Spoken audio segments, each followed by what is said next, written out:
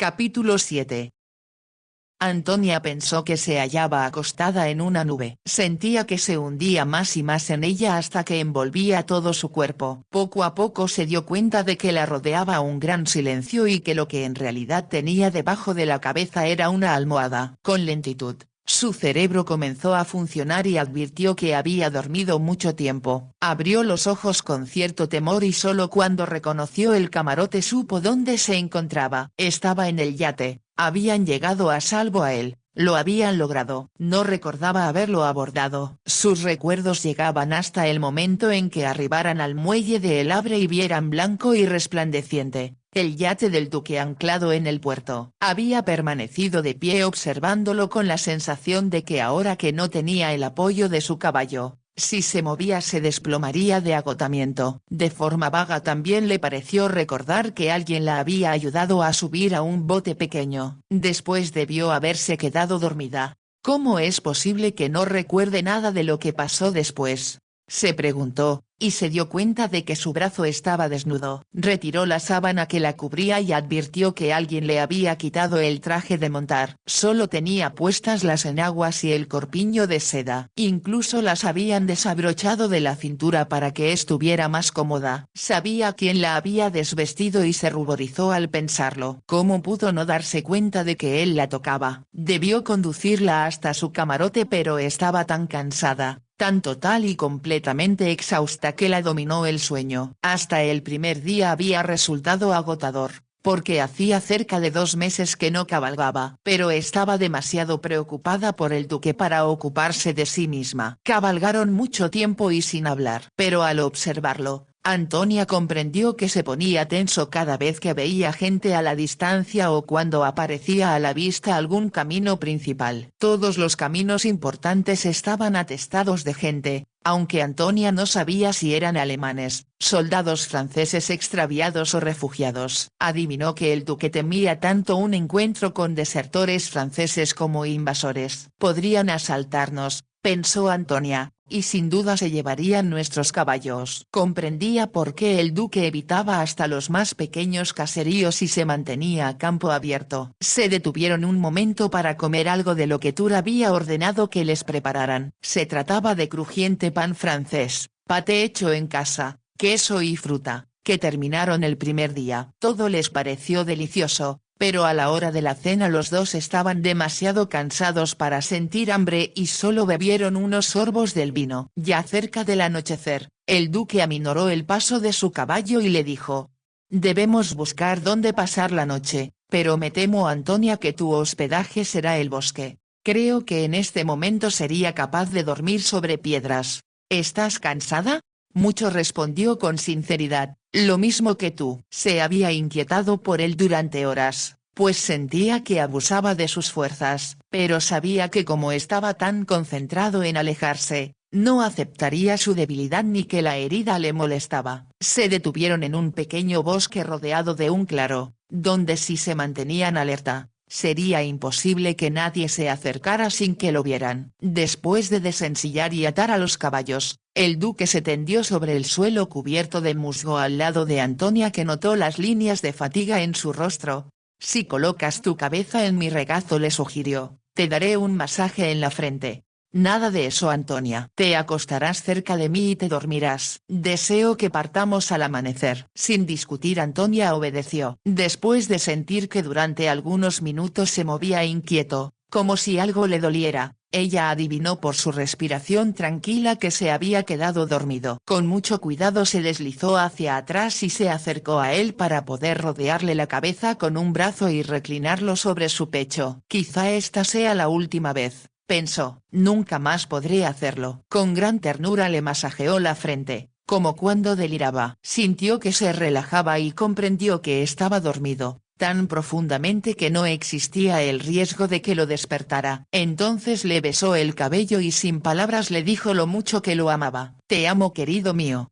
Te amo». Lo estrechó más junto a ella y sintió que jamás en su vida había sido más feliz. «Debo moverme», se dijo antes de quedarme dormida.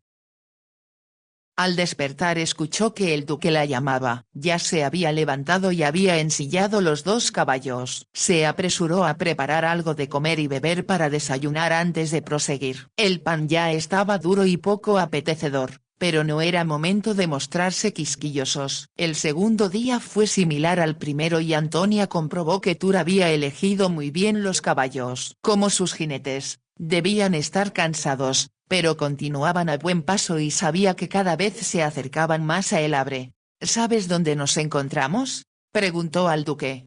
Más o menos fue la breve respuesta. Se dio cuenta de que no deseaba hablar y permaneció en silencio, consciente de que el duque se mantenía alerta ante la posibilidad de cualquier peligro inesperado. Se detuvieron un poco antes que la noche anterior, porque tanto para ellos como para los caballos resultaba imposible seguir adelante. Un viento frío comenzó a soplar. Por primera vez, Antonia deseó que su elegante traje de piqué fuera más grueso o no haber abandonado los viejos chales. No se quejó, pero el duque debió notar lo que sentía porque más adelante le indicó: allá adelante veo un granero. No parece estar cerca de ninguna casa, por lo que creo que será buen lugar para pasar la noche. El granero estaba lejos de la granja que se encontraba como a medio kilómetro de distancia. Además, estaba lleno de heno hasta la mitad, que no solo era buen forraje para los caballos sino un lugar muy confortable para dos fatigados viajeros. Comieron un poco de pan duro con paté, que aunque sabroso ya resultaba monótono. Después Antonia se dejó caer sobre el heno.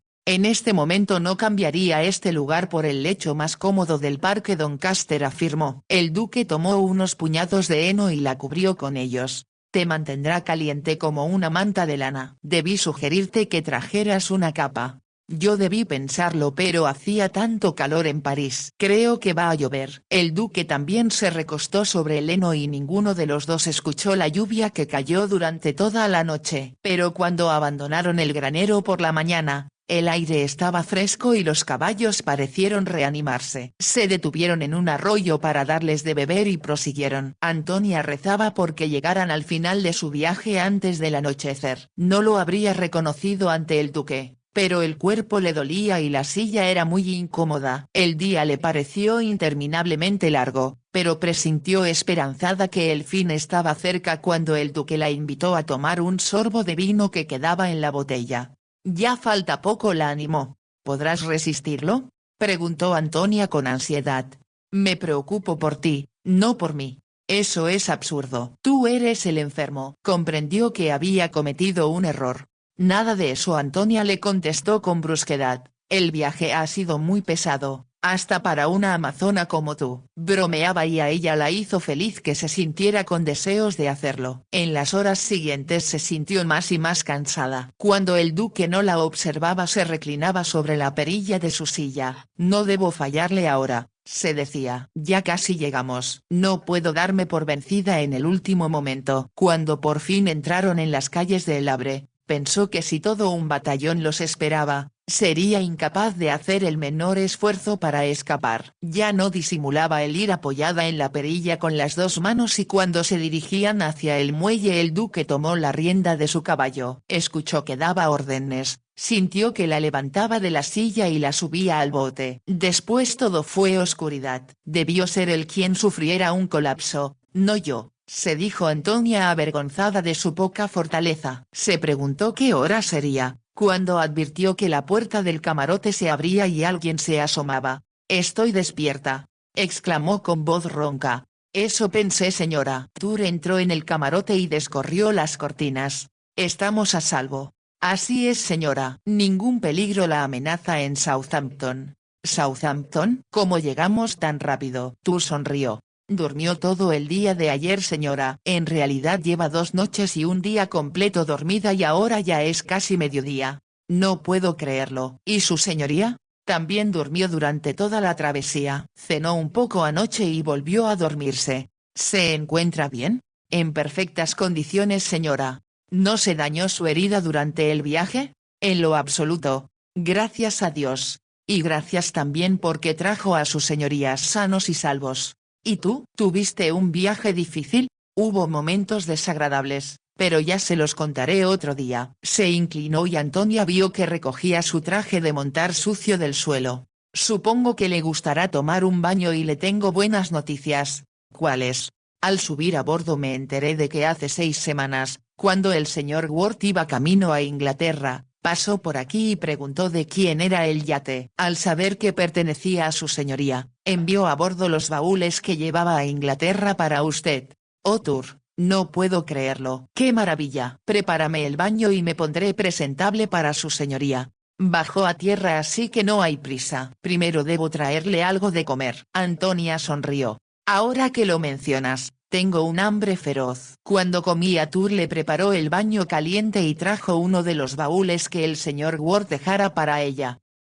Había una fascinante variedad de prendas, pero como sabía que Inglaterra sería más fresca que París, en especial a fines de septiembre, Antonia eligió un vestido de satén grueso. Tenía una chaqueta corta ceñida a la cintura, adornada con cuello de armiño y puños de la misma piel. Se lavó el cabello, asombrada de la cantidad de polvo que se había acumulado en él, tanto por el viaje como por haber dormido en el heno. Aunque le resultó difícil peinarlo, cuando se colocó uno de los pequeños y elegantes sombreros de Ward, aparecía muy elegante, a la moda y poco inglesa. Al subir a cubierta notó la admiración en los ojos del capitán y la tripulación y esperó encontrar la misma expresión en los ojos del duque. Lo encontró cerca de la pasarela, tan elegante que parecía no haber dado más que un ligero paseo por el parque. Pero ahora que regresaban a la vida normal y no había más peligros, Antonia sintió que comenzaban a apartarse. Tuvo deseos de aferrarse a él y pedirle que no la dejara. Te amo, deseaba gritarle, pero en cambio, con un notable control, dijo con voz alta. Buenos días. Estoy encantada de estar otra vez en casa. ¿Estás lista para dar un paseo? ¿Un paseo? Pensé que tomaríamos el próximo tren a Londres. No iremos a Londres, a menos que tengas especial interés de hacerlo. Esperó a que él se explicara. Tengo un primo, el conde de Manfred, que vive cerca de aquí. Ya visité su casa y encontré que él y su esposa se fueron a Escocia. Por lo tanto, hice preparativos con su secretario, que quedó a cargo de todo, para que nos hospedemos allí unos cuantos días. Creo que ya hemos viajado bastante por el momento. Antonia sintió que su corazón saltaba de alegría. Aún no lo perdería. No tenía prisa por volver a ver a la marquesa. Estarían juntos y no podía imaginar nada más maravilloso. La casa del conde se encontraba a pocos kilómetros de Southampton y cuando el duque conducía el elegante faetón de su primo, tirado por 2 magníficos caballos, Antonia comentó entusiasmada que los animales eran soberbios. Tal vez solo si los comparas con los que nos sacaron de París, contestó el duque. Ella se apresuró a aclarar. No creas que no aprecio cuán útiles nos resultaron para salvarnos. Y me habría gustado decirles lo agradecidos que les estábamos. Se los entregué al dueño de las caballerizas de animales de tiro, explicó el duque. Pero le di una buena suma con la condición de que los dejara descansar al menos una semana. Qué generoso eres, comentó Antonia con visible gratitud. Creo que ninguno de nosotros olvidará ese viaje, ni a los caballos que montamos. Yo no podría olvidarlo, murmuró Antonia en el interior de su corazón. Estuvimos solos. Lo tuve a mi lado día y noche. Quizá por última vez. La casa del conde de Manfred era una impresionante mansión georgiana con un bello jardín. Los recibió una eficiente servidumbre y una doncella condujo a Antonia a una amplia y elegante alcoba que resistía la comparación con los dormitorios principales del Parque Doncaster. Tenía una gran cama de dosel, con cortinas color de rosa, y ella pensó que ese tono la favorecía mucho. Luego recordó que eso no tenía importancia ya que dormiría sola. Las 2 noches que había dormido junto al duque sus cuerpos se habían tocado y en la primera lo había tenido en sus brazos. Eso nunca volverá a suceder, se dijo con tristeza. De pronto, el hecho de que hubieran regresado la inundó de desdicha. Ahora lo perdería. Lo había tenido solo para ella durante tanto tiempo que ya casi no recordaba cómo era la vida sin él. Había dejado a un lado todo lo demás. Se había concentrado en él y todos sus pensamientos y sentimientos solo hablaban del amor que le tenía. Sin embargo, Le había prometido que no interferiría en su vida y debería cumplirlo. No puedo imaginar mayor humillación, pensó, que el hecho de que se dé cuenta de que lo amo y entonces me diga con toda claridad que no le intereso. Incluso el solo saberlo podría hacerlo sentir incómodo y así lo vería aún menos. Debo ser sensata y muy valiente, se dijo, pero estaba al borde de las lágrimas. Se obligó a prestar atención a sus baúles que Tur había subido a su alcoba. Antes de salir del yate, Antonia le había preguntado acerca de la ropa del duque. Se enteró de que siempre tenía un guardarropa completo en el yate, para el caso de que deseara embarcar sin previo aviso y sin tiempo de que le prepararan el equipaje. Por lo tanto, cuando Antonia se reunió con él en el salón antes de la cena, estaba tan elegante y distinguido como en su noche de bodas. El sol comenzaba a ocultarse y el cielo dorado y carmesí otorgaba un ambiente especial en la amplia habitación de ventanas francesas que se abrían a una terraza. Antonia permaneció de pie junto a la puerta. Su mirada buscaba la del duque y por un momento no pudo acercarse. Había dedicado mucho tiempo a elegir qué vestido ponerse, cambiando de opinión una decena de veces. Por fin decidió que las doncellas la vistieran con un vestido de color rojo intenso que hacía que su piel pareciera casi translúcida. A pesar del color, era un modelo sencillo, lo adornaba un tul suave, costosos lazos de satén, y pliegues y volantes al estilo de Ward, acentuaba las curvas perfectas del cuerpo de Antonia y le daba un aire de fascinante feminidad. Con lentitud se acercó al duque.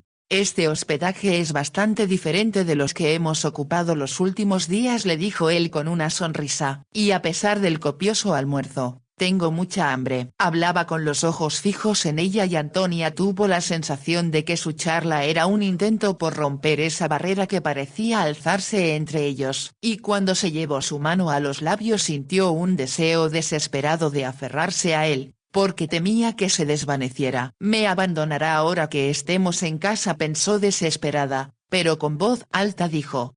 «Tur me comentó que tu hombro resistió muy bien el viaje». «Ya estoy bien, Antonia, y es lo que esperaba desde hace mucho tiempo». Ella lo miró interrogante, pero en ese momento anunciaron la cena y el duque la tomó del brazo para conducirla hacia el comedor. El cocinero del conde no era tan hábil como el del duque, pero Antonia pensó que jamás una comida le había parecido tan deliciosa. Recordó lo duro que estaba el pan el último día del viaje y qué harta se sentía del paté, que cada vez le parecía menos apetitoso. En cuanto al queso, se había convertido casi en migajas por llevarlo en la bolsa colgada de la silla del caballo. Ahora, el pescado fresco, la ternera del propio ganado del conde y los pichones, cocidos en su punto exacto, le parecieron un banquete epicúreo. El duque insistió en que bebiera un poco de champaña. Eliminará los últimos vestigios de cansancio.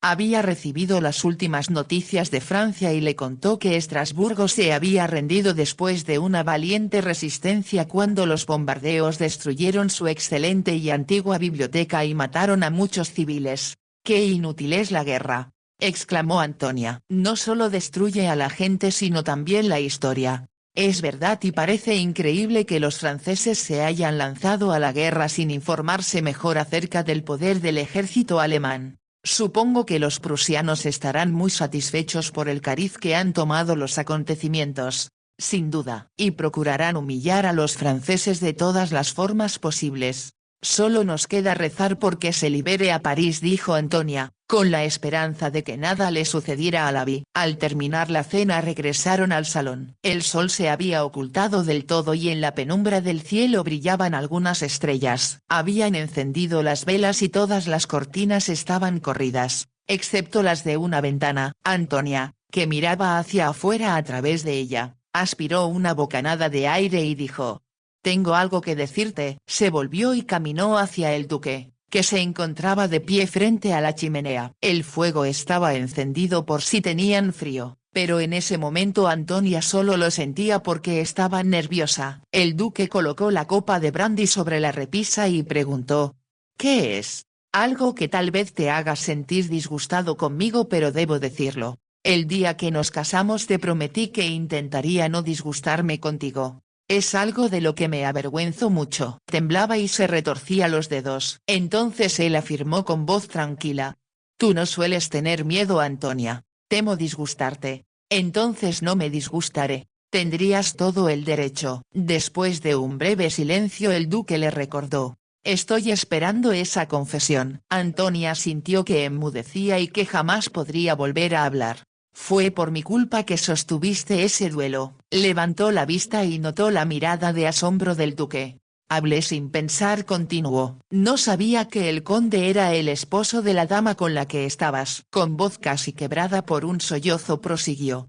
Cuando me preguntó dónde estabas, le contesté que en el jardín con una hermosa y fascinante dama. Que yo suponía que era una vieja amiga tuya. Se detuvo antes de añadir. ¿Cómo pude ser tan tonta como para decirlo sin saber con quién hablaba? El duque dejó escapar un suspiro de alivio. Antonia no tenía idea de qué era lo que temía escuchar.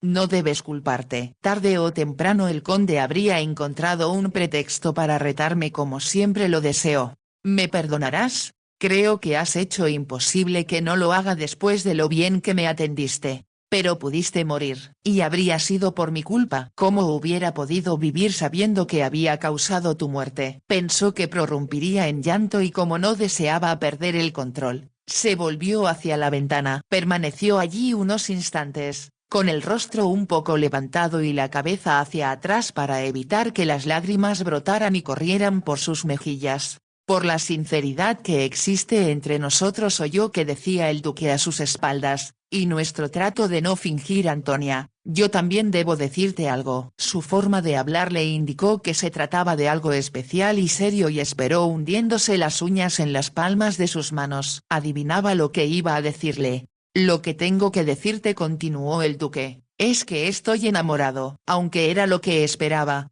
fue un golpe mortal para su corazón. Por un momento se sintió aturdida por la intensa y violenta agonía que parecía convertirla en pedazos. Pero por medio de un supremo esfuerzo no gritó ni estalló en llanto. Con voz que no parecía la suya dijo. Lo entiendo. Me retiraré al parque Doncaster como acordamos. ¿Crees que serías feliz allí? Apenas podía contener las lágrimas, pero un orgullo que ni siquiera sabía que poseía la hizo responder.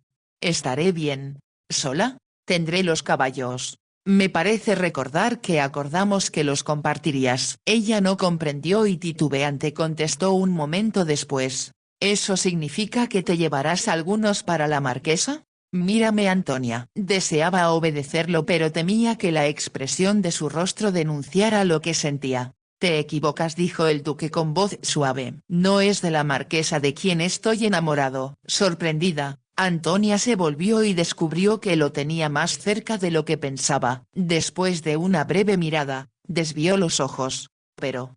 Creí. Yo también, durante un breve tiempo, pero estaba equivocado. Entonces hay alguien más, pensó Antonia y con angustia se preguntó quién podría ser. No podía creer que se tratara de la condesa, después del comportamiento de su esposo durante el duelo. La persona a quien amo, empezó a decir el duque con lentitud, como si eligiera con cuidado cada palabra, es alguien que creo me ama como amaría a un niño. Lo que deseo averiguar, Antonia, es si me ama como hombre. Antonia perdió el aliento. Algo extraño sucedía en su garganta, tan intenso y maravilloso que no se atrevía a admitirlo. ¿Te refieres? Trató de decir. Amo a alguien que me tuvo en sus brazos, que me habló con la voz del amor y me besó las mejillas y la frente. Antonia lanzó un murmullo inarticulado y entonces, en un impulso, se acercó a él y escondió el rostro contra su hombro. Sus brazos la rodearon y la estrechó con fuerza. ¿Puedes amarme como hombre, mi preciosa? Tengo tanto miedo de perderte ahora que recobré la salud. La sintió estremecerse y con gran ternura le levantó la barbilla para verle el rostro. Me besaste, mi amor, y ahora es justo que me permitas hacer lo mismo. Sus labios apresaron los de ella y una emoción extraña y maravillosa atravesó todo su cuerpo. Era algo que nunca había sentido y, sin embargo, le pareció parte del amor que ya le había entregado. Tan perfecto y abrumador que pensó que nadie podría sentir una emoción ni una dicha semejantes. La besó hasta que la habitación desapareció y se encontraron solos. ¿Cómo le pareció que lo estaban en París? en una isla secreta donde no existía nadie más. Todo era tan maravilloso que pensó que soñaba. Solo cuando él levantó la cabeza y bajó la mirada para ver la emoción en los ojos de ella, dijo con ternura: «Ahora dime cómo me amas». «Te amo, oh Arthur, te amo. Con todo mi ser. Como ahora sé que te he amado desde la primera vez que nos vimos. Mi valiente, maravillosa y complaciente esposa». ¿Cómo hubiera podido imaginar que existiera una mujer tan perfecta y a la vez tan valerosa? «Nunca tuve miedo porque estaba contigo, como lo estarás siempre». La estrechó con más fuerza entre sus brazos al agregar: «Hay muchas cosas que debemos hacer juntos y creo que, por el momento, ninguno de los dos desea volver a Londres para llevar una vida social, ni ver amigos. ¿No te aburrirás en la campiña? No me aburriría en ningún lado estando contigo. Pero no olvidemos nuestros caballos. Debemos entrenarlos para las carreras de obstáculos y compartir su triunfo. Creo que eso nos mantendrá bastante ocupados por el momento». Sus labios buscaron los de ella y no la dejaron responder, pero ahora eran besos exigentes y apasionados. Sintió que todo su cuerpo se fundía con el de él, pero con una maravillosa y cálida emoción. Así que se rindió en tanto que los dos se convertían en un solo ser por completo indivisibles. «Te amo», dijo él un rato después con voz algo inestable. «Amo todo en ti, no solo tu cuerpo exquisito y esos ojos tan fascinantes». Los besó antes de agregar: «También la música de tu voz, la suavidad de tus manos, tu dulzura y tu bondad». Con voz profunda continuó: «Nunca me había dado cuenta de que eso era lo que buscaba en una mujer y que a todas las demás les faltaba. Tenía tantos celos de la marquesa. Ni la mitad de los que yo sufrí con ese maldito periodista que te cortejaba cuando yo estaba demasiado enfermo para hacerlo». Antonia lo miró con asombro. «¿Estabas celoso? Loco de celos. Y te juro mi amor que si descubro que otros hombres te miran como él, no me batiré en uno sino en cientos de duelos. Oh no. No puedo permitirlo», exclamó Antonia. «No podría volver a soportar la angustia y el sufrimiento que me provocó pensar que por mi culpa casi te matan y que al saberlo jamás me lo perdonarías. Debo perdonarte. ¿Por qué? Porque ahora sé que no podría vivir sin ti. Te amo y te deseo, Antonia. Eres mía porque nos pertenecemos». La violenta pasión de su voz la hizo volver a ocultar el rostro en su hombro. «Pensé», dijo ella después de un momento, «que cuando regresáramos a Inglaterra me dejarías para volver con la marquesa. Así que iba a pedirte que». Hizo una pausa y el duque insistió. «¿Qué ibas a pedirme? Que me dieras un hijo. Porque sería parte de ti y así yo tendría a alguien a quien amar», susurró ella. El duque la estrechó con tanta fuerza que casi no le permitía respirar. «Te daré un hijo, Antonia, pero solo si me prometes algo». «¿Qué? ¿Que no lo amarás más que a mí?» «Estoy dispuesto a compartirte con nuestros hijos, pero solo si a mí me quieres más. Deseo que me estreches en tus brazos como lo hiciste cuando estaba enfermo, para sentirme seguro de que no volveré a sufrir el temor a perderte». Cuando levantó Antonia la mirada hacia él, sus ojos parecían haber capturado todas las estrellas. Aunque antes ya era bella, el amor la hacía más hermosa que cualquiera de las mujeres que había conocido, pensó el duque. «¿Lo prometes?», le preguntó con sus labios muy próximos a los de ella. «Prometo amarte siempre. Más que a nada en el mundo. Soy tuya. Completamente tuya, mi amor, y te adoro». Pronunció las últimas palabras con los labios pegados a los del duque, que volvía a transportarla a esa isla secreta que solo les pertenecía a ellos y donde no había lugar para nadie más. Fin.